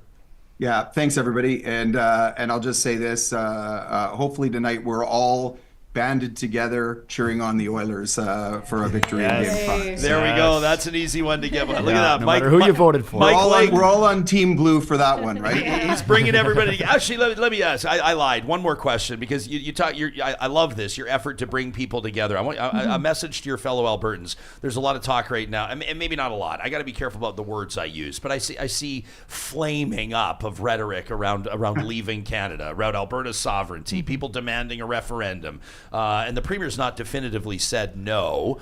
Where do you stand on it, and what's your message to your fellow Albertans in this context? I think what I hear at the doors and what I hear in conversations with Albertans across the province is, and I heard it a little bit on the panel discussion, the part that I heard here before, is just we need to see a respect for the contribution that Alberta makes to our country, to Confederation, and we need to see an approach that allows us to meet our full potential in that regard, because I think that we can contribute even more as a province to the country if we have a government that actually allows us to do so. And so I think that's going to be a key thing to watch for in the coming days and months. Is going to be, what is not said, because things get said all the time, but what action steps does the government take to recognize the overwhelming numbers here in Alberta that voted for change in this election? What recognition is there going to be of that fact, and what does the government do to meaningfully address it through action? That's Mike Lake, still the MP for Leduc-Wetaskiwin, a whopping 75% of the vote last night. Thanks again, Mike. We'll talk to you soon. Thanks for having me. Yeah, you got it. I want to give, you guys know what Mike does? He does these Zoom happy hour things, which is really, you've participated in it. Yeah, me as well. Yeah. Mike's a guy that walks the walk. And I got a lot of credit for people like that walk the walk. He brings together people on these Zoom calls from all different kinds of backgrounds. There was one I was on, I just pop up and all of a sudden Steve Paikin pops in, and I got to hang out with Steve Paikin for like an hour and a half, who I think did a really good job managing that English language debate a couple of weeks ago. He references Edmonton Griesbaugh. Interesting story there. Kerry Diot, former journalist, back as a Conservative MP, defeating the incumbent Blake Desjardins, and solidly with 46% of the vote. Blake with a 34%, just under 34%, and the Liberals with 16% in that riding. Any observations on that riding? I know Diot's got his big supporters and people that absolutely can't stand him, which is oftentimes the case with somebody who's had a newspaper column for 25 years. But any thoughts on Edmonton Griesbaugh? Were you surprised, Sarah? Not particularly. I think I just want to say Blake's team, and Blake was a great MP. I met with Blake in an official capacity. I know a lot of folks really loved him as their member of parliament. That someone said to me once, that kind of vote sort of loss, that's a 12-point, I think, differential. That's not personal. That is completely a function of a national vote collapse and party leader. So there's a lot of people today out in Griesbaugh who supported Blake who might be discouraged. What I think those people need to hear is this isn't a function of a lack of your hard work. This is a function of something much bigger than you. And for someone like Blake, I think we might see him show up in a different capacity at a different point. He was a great member of parliament. I would have loved to see him keep his seat. Yeah. But local candidate. Like, how much can the local candidate actually shape things? Party leader candidate, is that it? Polling aggregators? It's leader polling. party Can we talk about polling? Yeah. Because Councillor Hamilton is all over these pollsters. So it's probably important to understand the pollsters have an impossible job because there's no nuance. No. Give me the answer. Tell me exactly what's going to happen. So the average error for Main Street was 0.2%. The average for Liaison was 0.4. Angus Reid 0.5. Palace 0.8. Research 0.8. Cardinal 0.9. So a lot of pollsters nailed this. But I think the important part is when you're looking at things on a knife's edge, right? So they all said, okay, well, the Liberals are going to get 180. They get 168. And what a failure of polling. I mean, there's a whole bunch of people within 1%. It just becomes impossible to try to predict that. When you look at the 338, so they came out this morning, they nailed it across the country with the exception of Ontario. But all the Ontario seat counts were within the range that they provided. These things sit on a knife's edge, right? Like, we're talking about The smallest little shift happens last night, and the Liberals get a majority versus a minority, right? We're talking about, you can think about every decision they made. That could have been the decision. That could have been the decision that changed it from a minority to a majority, right? Yeah, if they don't put out that budget. If they don't put out that platform. Yeah. If they don't put out that platform, they win a majority. That's my like, That's playing, what playing worries fantasy me. over That here. they thought that was a good hot idea. take. I know. I gave the hot take in the group chat, so it was up for grabs. Yeah, we've got TM. Justin here in the live chat, powered by Park Power. Get exclusive discounts on internet, electricity, and natural gas at parkpower.ca/realtalk. Justin says the progressive vote just shit the bed in Edmonton, Griesbach. Circling back, Ms. B says, I'll always be grateful to Mike Lake for his work in Ottawa on the autism framework legislation, KO. I know that you talked about He's that. amazing. Ms. B says, which was collaborated on by all parties and supported unanimously. She says parties can work together.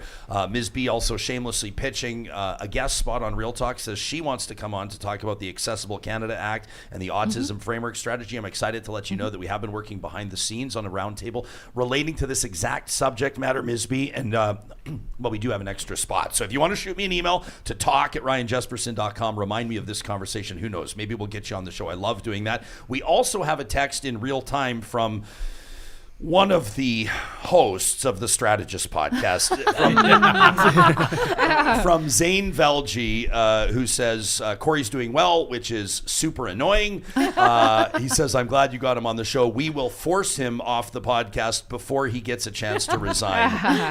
He says we'll probably take a vote to separate. That from Zane Velji. I want to thank our panelists here today. I want to wrap in just a second with closing thoughts. One thing that you're still wondering about, one thing you're still keeping an eye on, one of the implications of this election that we've not yet talked about. Before we do, we're talking a lot. I mean, we're just talking about the Leduc-Wetaskiwin riding. Let me talk to you about the Leduc-Nisku-Wetaskiwin Chamber of Commerce, which is putting on for the first time ever on May 14th and 15th, the Nisku Energy Show, and I'm thrilled to be hosting it. This two-day event bringing together leaders from all parts of the energy sector as a hub for local innovation and collaboration. The Nisku Energy Show will highlight the expertise and advancements shaping Alberta's future. Explore the possibilities and excellence in the heart of Alberta. This is an unparalleled networking opportunity. It all gets going with a Premier's Breakfast on the 14th of May down at the beautiful Silent Ice Sports and Entertainment Center. You want to talk about private industry and private dollars building remarkable infrastructure? That Silent Ice Sports and Entertainment Center is on another level. You can get your tickets for the Nisku Energy Show today by visiting yourchamber.ca. People wondering about money management, people wondering about the economy, people wondering what a banker as prime minister is going to look like. Our friends at North Road Investment Council for years and years have been a steady hand and studied voice to guide you through wealth and investing. You know, in Canada, it's pretty typical for investment advice and financial planning advice to be delivered through a bank or a bank-owned brokerage firm. But the team at North Road, led by Marshall and Carey, want to give successful savers and successful investors a chance to experience wealth management advice on a platform of true independence. Your financial plan will be delivered in connection to an hourly fee, not from commissions paid from investment products. It's a great benefit of working with North Road Investment Council. You can learn more about how they operate by checking out their website, northroadic.com. And a shout out to the team at Complete Care Restoration. For more than a quarter century, restoring properties, rebuilding peace of mind after disaster strikes, whether it's smoke damage this summer from a wildfire, maybe a sewer backup, maybe you found black mold where you least expected it in what was supposed to be a small home reno. Don't leave it to get worse, and don't try to do it yourself if you have no experience. Contact the team at Complete Care Restoration, ready to respond 24/7. You can find them online at completecarerestoration.ca. All right, as we wrap this special edition, a post-election issue, this episode of Real Talk, I want to ask our group chat panelists for something to leave us with, a storyline to follow, or something to keep in mind. JC, we'll start with you. I got two things to watch. So we spent 10 years with a Liberal Prime Minister who said a lot of things and didn't actually do them. And so while I like what Carney said, I think now's the time to put that into action. Mm-hmm. It can no longer be, I'm going to say great things about what we're going to do and we're going to build double the number of homes. Time to get to work. I'm very interested to see how he does, surrounded by a lot of the same people. It's time to get to work. And the second point is, I hope you like this because we're back here 12 to 18 months from now. So this thing ain't stable. So, I mean, maybe not here. We'll see. We'll see what the ratings say for the group chat. But certainly, we're all going to be back in the election. See if we get a raise. So far, we'll see what our agent negotiates for us. I should disclose to the audience that I've somehow, for years now, been able to compensate you all with Baileys in your coffee and mimosas. You know our egos too well. And it's worked out well for all of us. Harman, something to walk with. I think, Pierre's got a lot of work to do to rebuild trust with his grassroots. Jason Kenney touched on it. Oddly enough, this was the election that I found myself agreeing with Jason Kenney a lot. He really stepped up to the plate to speak for conservatives and mainstream conservatives. And there's a lot of interesting storylines. You look at the new conservative movement in this country, and you look to people like Doug Ford and Tim Houston, and you also look to the new PC leader in Manitoba, Obi Khan. Absolute, workhorse out there. And it's an exciting time to see what happens with conservatism in this country. A quick question for you, I'll just ask, because you brought up Jason Kenney. Noob, try again in our chat, wonders what the panel thinks about Jason Kenney saying he was glad to see the PPC basically take one on the chin, says it's time to stick a fork in the People's Party of Canada. Yeah, he was extremely emphatic about finally getting rid of Max Bernier on the right. And again, that was points that they lost, and they can see that as being something that was detrimental to them in the past, but I think we're over that now. Okay, Sarah? I think I agree with JC. If Mark Carney does half of what he's promised, I think that I think he's set forward a really ambitious plan. I want us to keep an eye on is this window dressing? So what are you doing in terms of bringing new people into the Liberal circle of power? And the second thing is if Pierre Poilievre hangs on, I think in the Conservative Constitution they have to have a leadership review at the first convention following a general election. If Pierre Poilievre hangs on following this loss, and I put that in air quotes, he will be the only Conservative leader to hang on in the history of the party since its inception in 2004. And so that alone would be a feat if he lives to fight another day here. But I agree with Harman to an extent that there's some repair work that needs to be done with Conservatives across this country. And I think there's a lot of common cause with Conservatives, but I think some of the settling of scores really got to people. And I think it undermined what they were trying to do in this election.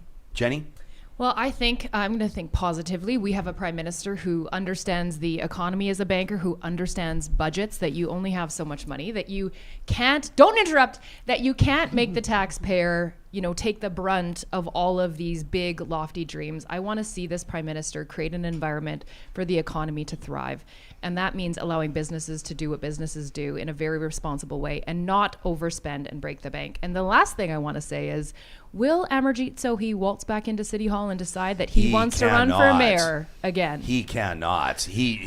Come on, really? I don't know. Who knows? Sarah, the voters will not stand. Sarah's worst nightmare is that we put her on the spot and ask her about this because she's got to sit in council chambers with this guy for the next 6 months. Sarah, over to you. But Amarjeet Sohi said definitively, including on this show, that he would not seek re-election as mayor. I'll tell you the pivot I would say if I were him. Okay, well, what would you say if you were? I would say, well, I heard at the doors that people really appreciated the job that I've been doing, locally and municipally, so I've decided to put my hat back in the ring for mayor. But he's not going to do it. But that would be the pivot. Sarah? He's not going to do it. Show me the data. Yeah. Show me the data. Yeah, I think that would be a tough look, and I think it's an untenable. I'm hireable by anybody. It's just an for the record. untenable position. Yeah, you are good at what you do, Thank you. Yeah. KO. I want to bring your attention to a new Liberal rookie MP from Quebec, Natalie Provost. I think so. Natalie Provost was a survivor of the École Polytechnique massacre. 14 women were murdered there. She was shot 4 times, including in the head.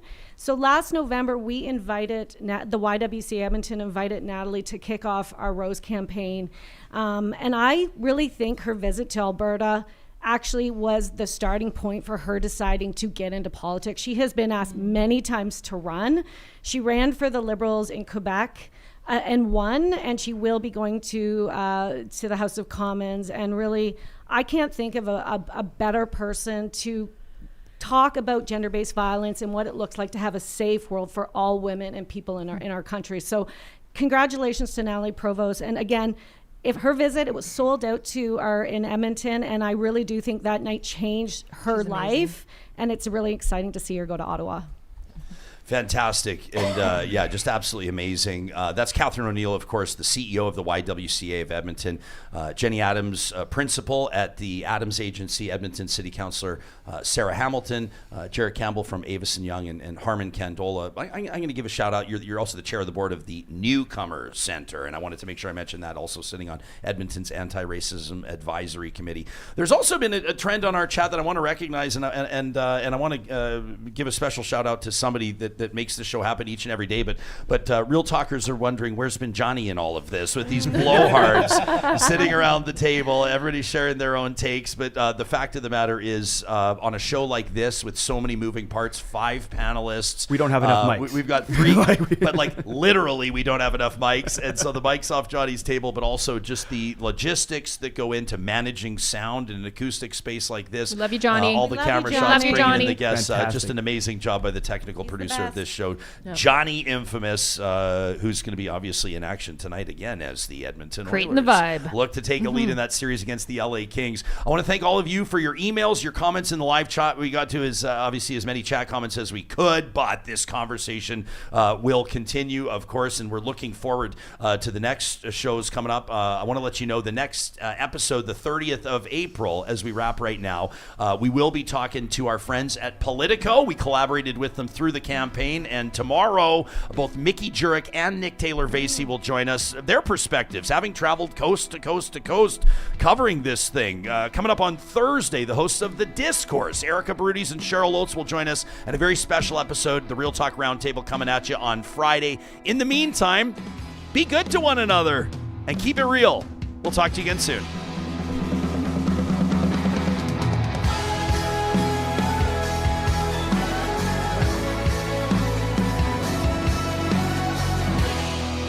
Real Talk is hosted by Ryan Jespersen, executive producer Josh Dunford, technical producer John Hicks, general manager Katie Cook-Chivers, account coordinator Lawrence Derlego, human resources Lena Shepard, website design Mike Johnston, voiceover by me, Carrie Skelton. Real Talk's editorial board is Supriya Dwivedi, Ahmed Ali, Brandy Morin, Ann Castleman, Cory Hogan, Harman Kandola, Katherine O'Neill, and Chris Henderson. Member Emerita, Julie Rohr. Real Talk is recorded in Edmonton, Alberta on Treaty 6 territory, the traditional and ancestral territory of the Cree, Dene, Blackfoot, Saulteaux, and Nakota Sioux, home to the Métis settlements and the Métis Nation of Alberta. Real Talk is a relay project. For more, check out ryanjespersen.com.